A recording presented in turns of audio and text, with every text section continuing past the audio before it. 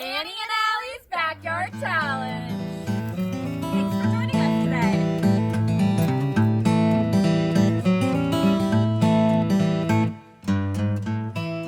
Welcome to the Camp Satara Lake. Hey Annie, what are 3 things people use the lake for at Camp Satara? That is a great question. We're curious what you think humans use the Camp Satara Lake for. So go ahead and tell us in the comments 3 uses of the Camp Satara Lake for humans. I have another question too. What are 3 things that animals use the Camp Satara Lake for? Ooh, let's see if our viewers have any ideas. Yeah, comment below for both of those questions. Let us know what your answers are.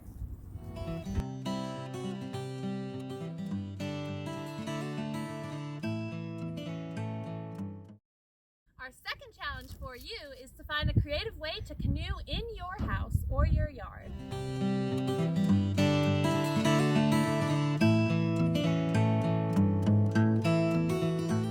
we got creative and turned our bathtub into a canoe with some fun new paddles and friends. What's your canoe look like? Post a picture below. Let us know what kind of canoe you made.